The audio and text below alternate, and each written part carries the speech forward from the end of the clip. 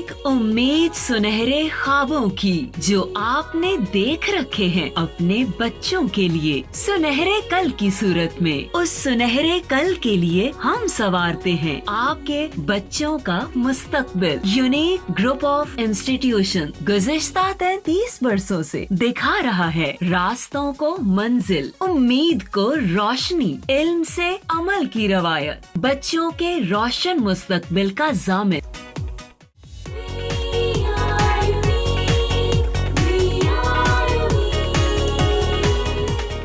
Assalamu alaikum students and welcome to online class. I am Professor Nabila Yusuf with second lecture of second 50% syllabus. I had started in last lecture with unit number 8. ठीक है, unit 8 हमारा ये चल रहा है. Peace, that is poem Dr. Sylvia Hartman had written that. तो हमने last lecture में बेटा इसका रीडिंग किया, थोरो इसका कॉन्सेप्ट देखा, हमने इसकी समरी को डिस्कस किया, समरी के साथ साथ आपको इसका मॉरल लेसन कन्वे किया गया, थीम पे बात हुई, डॉक्टर सिल्विया के इंट्रोडक्शन पे थोड़ा बात हुई और इसके अलावा हमने कोटेशंस शेयर किए आपसे जो आप समरी लर्न करते हुए ऐड इन कर सकते हो. Now after poem description, detailed description, I am coming on the back exercise of chapter and I'm going to start from vocabulary. Page number I am having from Unique Notes 84. Vocabulary A section. Pick out words from the poem which mean the same as the following. Vocabulary यहाँ mention कर देते हैं.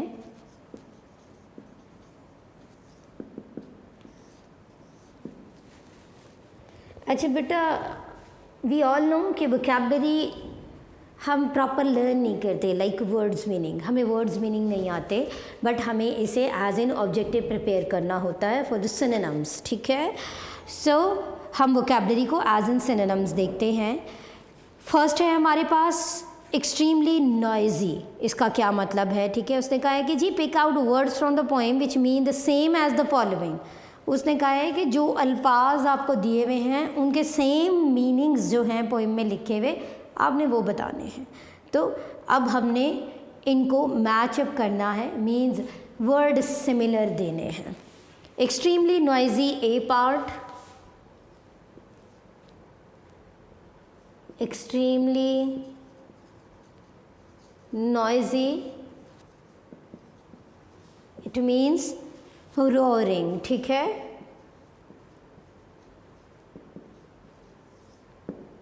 these are all answers. Next B है मेरे पास to be broken violently and noisily into pieces. To be broken violently into pieces. इसका answer बेटा हो जाएगा हमारे पास स्मैशिंग, यानी छोटे छोटे टुकड़ों में बांट देना, स्मैश कर देना, क्रश कर देना.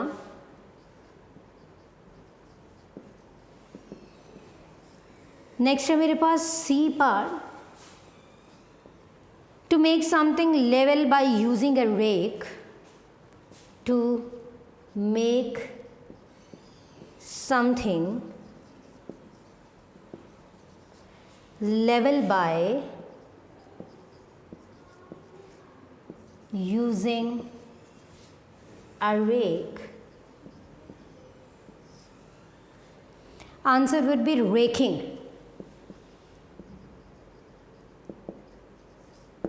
ठीक है, तबाही, तबाहो बर्बाद कर देने वाला. D is to make something turn rapidly round and round a central point. ठीक है, मैं यहाँ थोड़ा शॉर्ट फॉर्म में लिख देती हूँ. Turn rapidly round and round, turn rapidly round and round.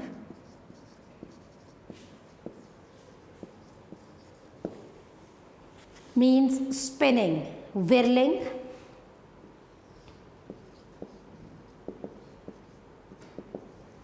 घूमने वाला.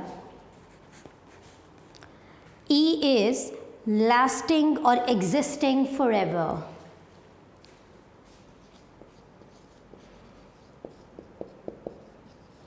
And existing forever. It means eternal.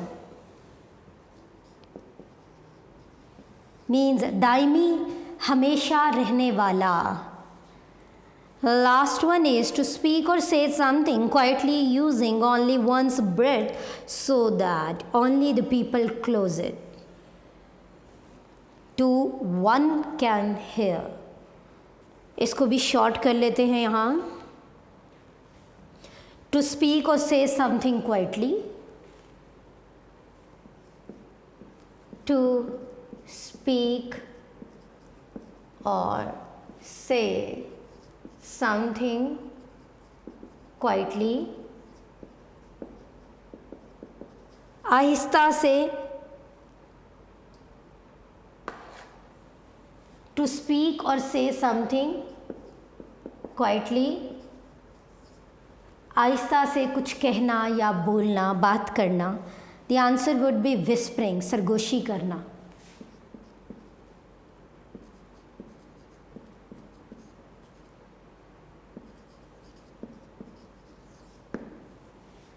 So this is all about vocabulary. हमने words similars किए, ठीक है, and these are important for word synonym section in your objective.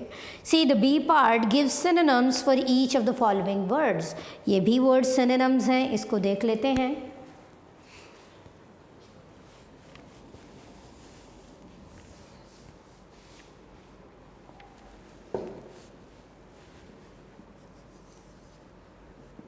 Words synonyms. First word I am having here, roaring, means stormy, tufani.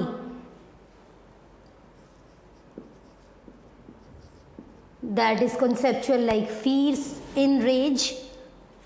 Next word is here, smashing.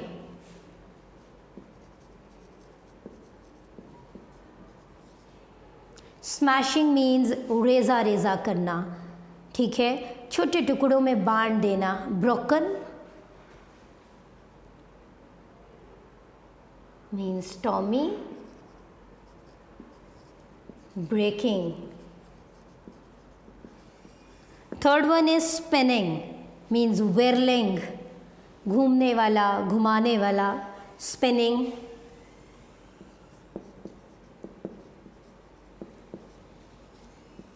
whirling.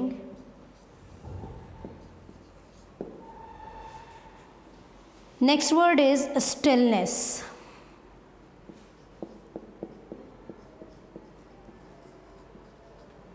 Motionless, यानी वो चीज़ जो हरकत ना करे, without any movement.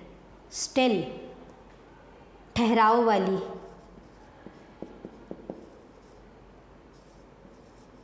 जिसमें कोई movement ना हो.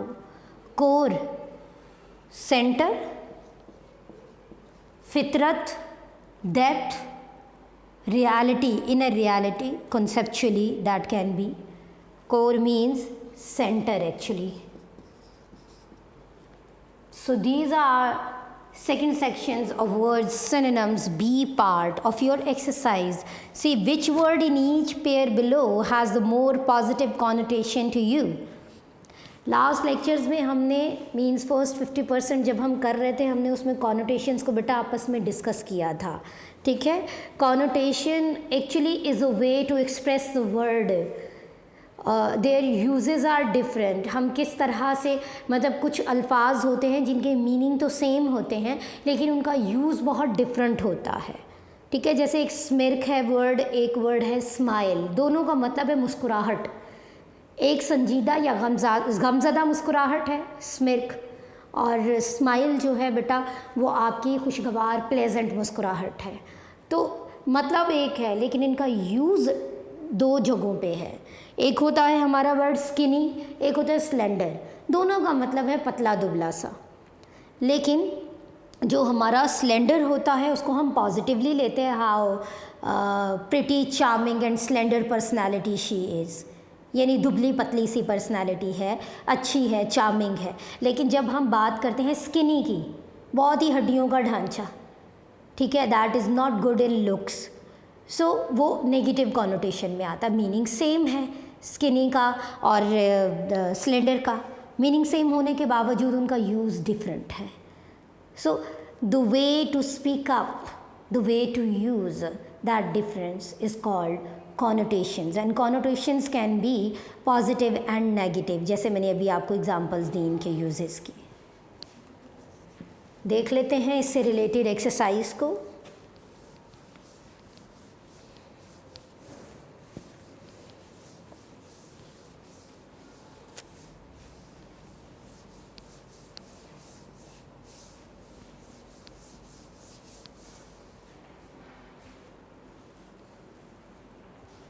Which word in each pair below has a more positive connotation to you? Give answer. Two options are given here and you have to choose the one best. यानी आप कौन सी positive connotation आपको इन दोनों word में लगती है, thrifty और penny pinching? The answer is thrifty. C part को कर लेते हैं, ठीक है। फर्स्ट है हमारा थ्रिफ्टी, मीन्स ये पॉजिटिव कॉनोटेशन है, पॉजिटिव कॉनोटेशन की हेडिंग दे लेते हैं।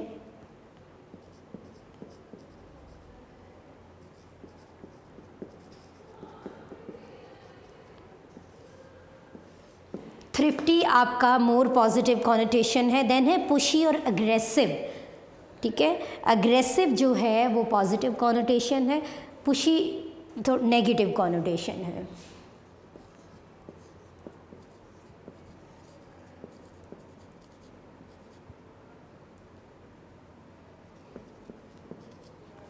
देन है पॉलिटिशियन एंड स्टेट्समैन। स्टेट्समैन जो है पॉजिटिव कॉनोटेशन है, इसको टिक कर लीजिए। देन शेफ और cook, chef is more better connotation to use. Slender and skinny, obviously the slender one. As it is अगर हम यहाँ पे नेगेटिव कॉनोटेशंस ढूंढें तो ऑपोजिट हो जाएगा। पैनी पिंचिंग नेगेटिव हो जाएगा, वहाँ से पुशी नेगेटिव हो जाएगा, पॉलिटिशियन नेगेटिव हो जाएगा, स्किनी नेगेटिव हो जाएगा। So this is difference between how we use and speak up the word. C choose, next है हमारे पास बेटा D part, choose appropriate connotations. Which would you rather be called? आप क्या कहलाना पसंद करोगे, थ्रिफ्टी और cheap? The answer are here. I have to mention D part, A के लिए thrifty पॉजिटिव कॉनोटेशन में है हमारा। देन है which is more serious, problem और डिज़ास्टर। इन दोनों में से सीरियस चीज़ क्या है? प्रॉब्लम मसला, डिज़ास्टर तबाही। ऑब्वियस ज़्यादा सीरियस सिचुएशन तबाही है, so second would be disaster.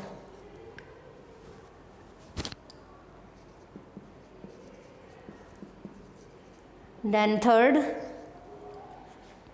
which is more polite, sip a drink or gulp it? Gulp it, तेज़ी से घूंट भर लेना, सिप आ ड्रिंक, आहिस्ता से सिप करना, सिप लेकर आराम आराम से पीना। So sip a drink is polite.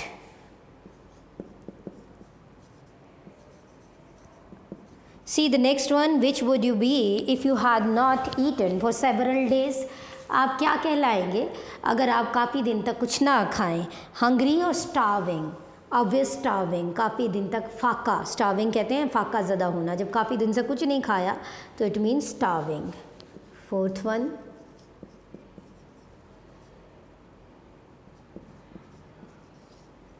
Fifth, which would you be after a walk in the mud, filthy और dirty? Filthy.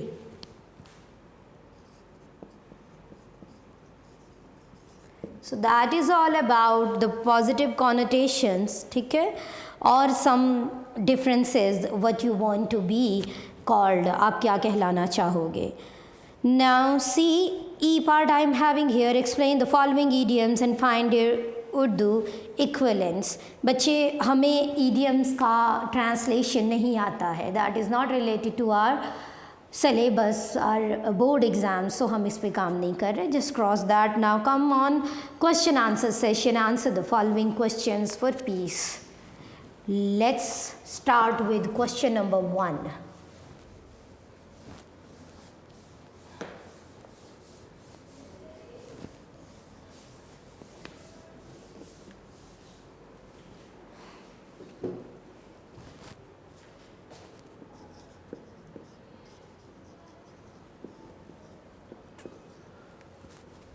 Same method I would adopt. I would write your questions on board for understanding of the statement. Then we all will read from the notes as we are all having the answers in front of us. So question number 1 is, how is wind described in the first stanza? How is wind described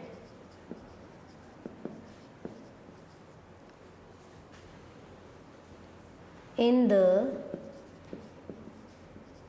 first stanza?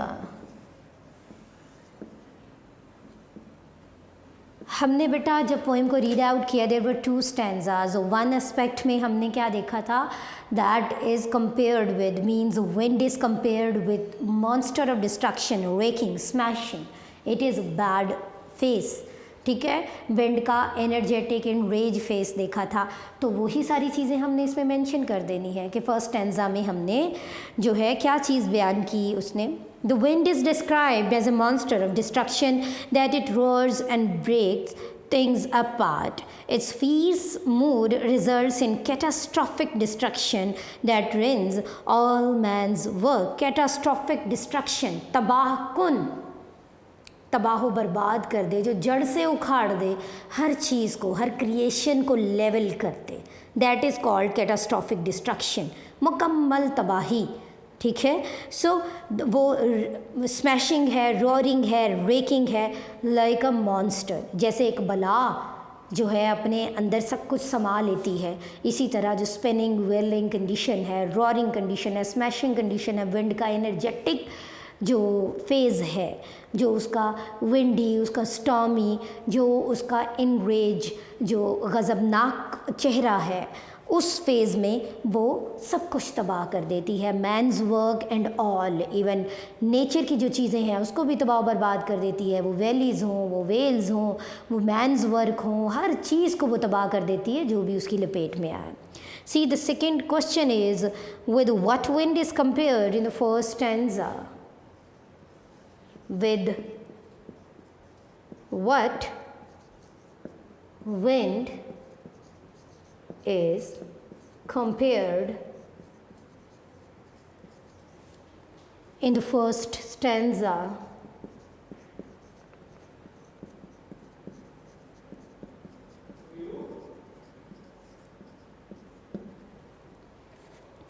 Wind is compared with monster of destruction in the first stanza. उसको compare किया गया है monster of destruction के तौर पर.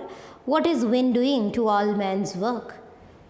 क्या कर रही है विंड तमाम इंसानों के काम को तबाह करने के लिए? The monstrous wind completely destroyed all man's work. The monstrous wind completely destroys, यानी monstrous wind मीन्स अफरियत जो है विंड की, जो उसका गज़बनाक चेहरा है, वो हर चीज़ को तबाह कर रहा है. वो कोई भी मैंस वर्क हो, कोई बिल्डिंग मेकिंग है, वो कोई ब्रिजेज़ हैं, वट एवर, कोई हाउसेज़ हैं, इवन दीवारें टूट जाया करती हैं विंड स्टॉर्म्स में, ये सब कुछ. Anything built by man is smash down to the ground and sometimes things whirl and fly in the air due to winds rage. ठीक है. और सम टाइम जो है वो साइक्लोन्स बनते हैं, विंड साइक्लोन्स बनते हैं, और उसके अंदर जो है वो रेज़े, चीज़ें, पत्थर, हर चीज़ उसमें समा जाती है. इवन दरख्त, इंसान को वो अपने लपेट में ले लेता है और फिर उसको टुकड़े टुकड़े करके अपनी ताकत से, अपनी एनर्जी से, अपने गज़ब से उसको कहीं दूर उछाल के फेंक देता है. ठीक है. नेक्स्ट क्वेश्चन नंबर 4 है, how does the scene look like when wind is still?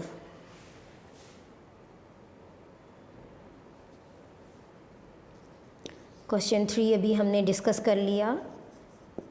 What is wind doing to all man's work.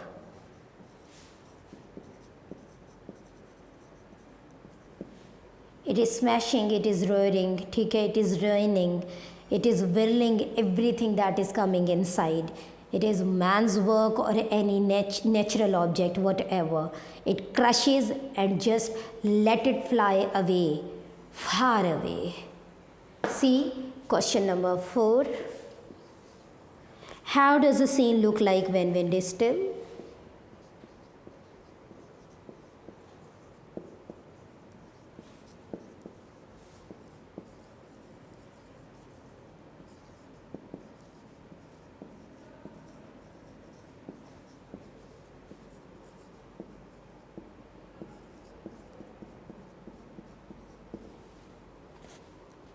किस तरीके से मंज़र दिखाई देता है जब विंड स्टिल होती है, जब वो अपना सॉफ्ट प्लेजेंट फेज़ में होती है, तो तब हमारा जो मंज़र है वो कैसा दिखाई देता है. When the wind there is peace and tranquility everywhere, the sound of the cool and gentle breeze brings about comfort and satisfaction.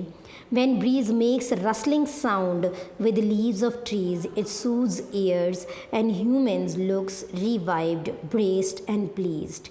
When the wind there is peace and tranquility everywhere. ठीक है, tranquility, quietness, stillness.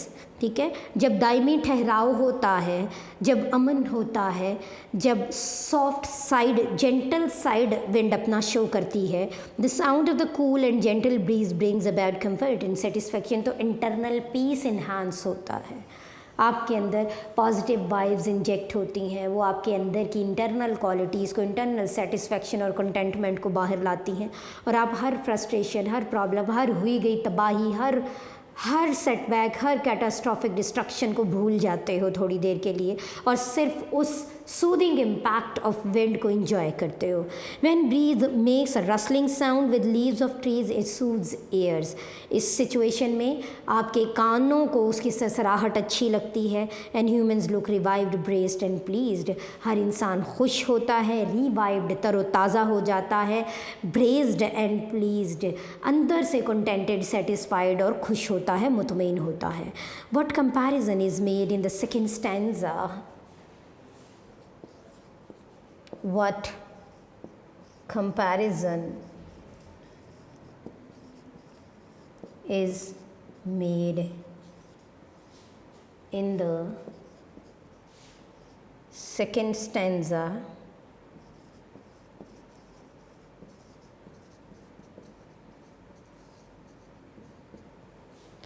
In the second stanza, the roaring monstrous wind compared to stillness. Roaring और monstrous जो wind है वो किससे compare की गई है? स्टिलनेस से, कामनेस से, क्वाइटनेस से, जेंटलनेस से, सूदिंग इम्पैक्ट से. And blue skies which is positive sign for peace. Blue sky is compared with positive sign of peace, tranquillity, while the roars of the wind are compared to gentle whispers. ठीक है, जो सनसनाहट है, जो सरसराहट है हवा की, जो रसलिंग है लीव्स की, ट्रीज़ की, जब हवा स्मूथली चल रही होती है, दैट इज़ कंपेयर्ड विद विस्परिंग्स. जैसे वो कुछ कहना चाह रही हो, मैसेज देना चाह रही हो. That is quiet, that is still, that is gentle, that is good, that is positive obviously. ठीक है, so these all are the question answers related to comprehension reading. Some additional questions I am having here, I would just read it out. इसको भी देखा करें बेटा, क्योंकि board में होता है ये कि एक दो क्वेश्चन आंसर जो है वो स्टेटमेंट्स अपने से लिख देता है. अपने से लिखने का मतलब ये नहीं है कि वो अनसीन होती हैं, होती वो चैप्टर के अंदर से ही हैं, जो भी कॉन्सेप्ट्स हमने पढ़े हुए होते हैं, बस वो बैक के जो क्वेश्चन आंसर्स की एग्जैक्ट एक्यूरेट स्टेटमेंट्स होती हैं उनसे हट कर उन्होंने थोड़ी सी कोई स्टेटमेंट्स बनाई होती हैं, just to check it out कि आपका कॉन्सेप्ट किसी चीज़ को लेकर कितना स्ट्रॉन्ग है. सो ये कुछ एडिशनल क्वेश्चन उसी की प्रैक्टिस के लिए आपको दिए जाते हैं, सो प्लीज़ उसे देखा करें. Why the wind is compare to a monster of destruction? The wind is compare to a monster of destruction because it is destroying everything, spinning, whirling, raking, smashing, etc. Explain its center is in truth, इसका क्या मतलब है? Its centre is in truth, कि इसकी जो फितरत है, इसका जो मरकज़ है, मरकज़ की जो सच्चाई है वो क्या है? रियल फेस जो है उसका, उसकी जो कोर है वो क्या है? उसकी ट्रुथ में है, उसका जो सेंटर है, उसका जो मरकज़ है उसकी ट्रुथ में है, उसकी सच्चाई में है। और वो सच्चाई क्या है? The real purpose of wind is not the destruction, it's real purpose is in the truth that it brings about piece. वो कह रहा है कि जो ट्रुथ है, उसका जो सेंटर है वो ट्रुथ है। और वो ट्रुथ किस तरह से है? क्योंकि वो क्वाइट है, वो काम है, उसका जो मकसद है वो ट्रुथ फैलाना है, स्टिलनेस देना है, जेंटलनेस देना है, काम और सूद करना है, प्लेजेंटली इम्पैक्ट करना है, ना कि डिस्ट्रक्शन जो है उसका दायमी फेस है, वो जस्ट एक फेज़ है। So it's real purpose is in truth and that brings about piece.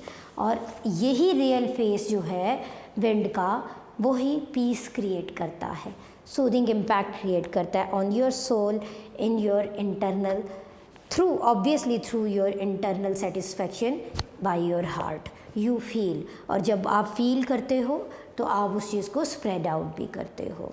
Next देख लेते हैं question, and the last one, which imagery has the poet used in this poem? Give example. The poet has used visual and auditory imagery in the poem wind valleys wail roaring whispers. ठीक है, imagery जो है, power of imagination, when we realize something, we feel something through our five senses, ठीक है, we create a mental image that is called imagery।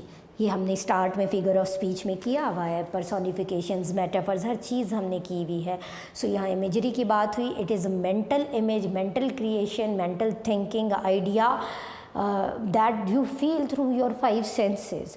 So roaring, smashing, raking, आप imagine करें आंखें बंद करके आपके सामने एक पिक्चर व्यू आ जाएगा, दैट इज़ ऑल, वो पिक्चर व्यू आपकी इमेजरी है। सो ये सारी चीज़ें जो है एज एन इमेजरी यहाँ पे डिस्कस की गई हैं, और काफ़ी जो है विजुअलाइज टाइप ऑफ पोएम है, जिसमें ऑडिटरी इम्पैक्ट्स भी हैं, विजुअल इम्पैक्ट्स भी हैं, इमेजरी भी है, फिगर ऑफ स्पीच का यूज़ भी है, जैसे comparison of monster of destruction था। सो ये सारी चीज़ें किसी भी पोएम को, किसी भी लिटरेरी पीस ऑफ पोएम को बहुत ज़्यादा इंटरेस्टिंग बनाती है और आपको विजुअलाइज़ करने में हेल्प आउट करती हैं। आप आंखें बंद करें जी, ठीक है, एक विजन चल रहा है, बड़ा जो है स्पिनिंग है, रेकिंग है, वादियाँ हैं, घाटियाँ हैं, लैंडस्लाइडिंग हो रही है, और इसके अलावा विंड साइक्लोन है, वो अपने अंदर ट्रीज़ को, हर चीज़ को तबाह बर्बाद कर रहा है। तो you can actually create a mental image, आपके सामने वो पूरी पिक्चर ऐसे आ जाएगी जैसे ये सब कुछ अभी हो रहा है। ठीक है, that is called the impact of imagery, the use of imagery in poem. इसीलिए पोइटस ने ये चीज़ें यूज़ की ताकि आप उस चीज़ को फील कर सको विजुअली भी। ठीक है, और एज इट इज़ जब हम सेकेंड स्टैंजा पे जाएं, आंखें बंद करें, ज़रा सोचें, हवा चल रही है, प्लेजेंट है, दरख्त हिल रहे हैं, रसलिंग ऑफ लीव्स हो रही है, अंदर सुकून है, ठीक है, हर तरफ स्टिलनेस है, खामोशी है, कोई शोर नहीं है। So you are enjoying, even सोचने से आपको सूदिंग इम्पैक्ट मिलेगा। आंखें बंद करें, उस सीन को इमेजिन करें, you would love to visualise that all. So that is doctor Sylvia Hartman's basic quality, कि उसने इस पोएम को इतनी खूबसूरती से लिखा कि विजुअलाइजेशन, इमेजरी जो है उसने बड़ी बेस्ट थी। That is too much interesting, और इस पोएम को बहुत इंटरेस्टिंग करने में फिगर ऑफ स्पीच का और ऑल द इमेजरी यूजेस का बहुत बड़ा हाथ है। So these were all question answers, जो कि ऑब्वियसली इतने टफ नहीं होते। जब आपको चैप्टर का कॉन्सेप्ट अच्छे से पता होता है, you can write even in your own wording as well. बस इस चीज़ का ख्याल रखा करें कि जिस क्वेश्चन जो जिस टेंस में होगा उसी टेंस में अपना जो है आपने आंसर देना होता है। इस चीज़ का जहाँ पे कोई यूज़ करनी हो, कोई एग्जांपल पास्ट की, अगर प्रेजेंट में क्वेश्चन आ रहा है, प्रेजेंट में आप दे रहे हैं, तो दैट डजेंट मैटर, आप लिंक आउट कर सकते हो, लेकिन नॉर्मली जो है टेंस सेम ऑन ही यूज़ हो रहा होता है। क्वेश्चन आंसर्स लिखते हुए स्पेलिंग्स का ख्याल रखा करें, टेंस का ख्याल रखा करें, टू द पॉइंट लिखें, जितनी बात पूछी गई है उतना आंसर देना, कम ना ज़्यादा, क्योंकि हमारे 10 नंबर से रिलेटेड होते हैं ये, और हमारे लिए सबसे स्मूथ और ईजीएस्ट क्वेश्चन होता है ये प्रिपेयर करने के लिए। So be safe at home, learn well, thank you so much, Allah हाफिज़।